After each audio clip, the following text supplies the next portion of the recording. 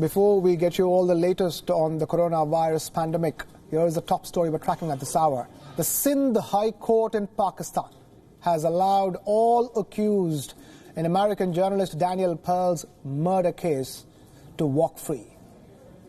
The court commuted main culprit Omar Sheikh's death sentence to 7-year jail term.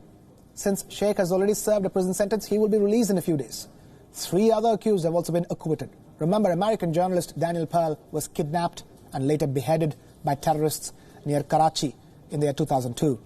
The terrorists also revealed the video of the gruesome killing. Omar Sheikh was one of the terrorists released by Indian authorities in exchange for flight IC-814 hostages back in the year 1999. Our correspondent Anas Malik gets us more on that story from Islamabad.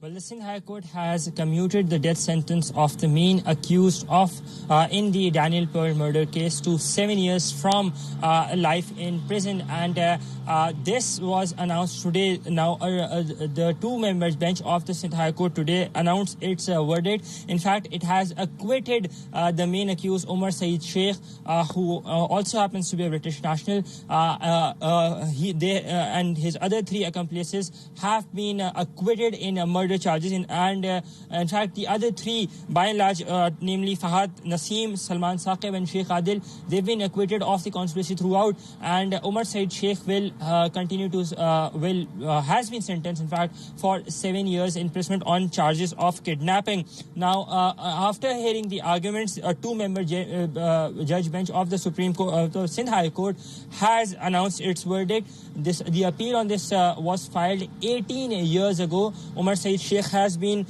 in prison for 18 years, so his 7 years will be taken into consideration from the time he has been in prison. The Attorney General had the Additional Attorney General for Sindh had argued to uphold the sentence, and but the appellant lawyer had said that since the main witnesses were policemen, so therefore their witness account cannot be taken into consideration.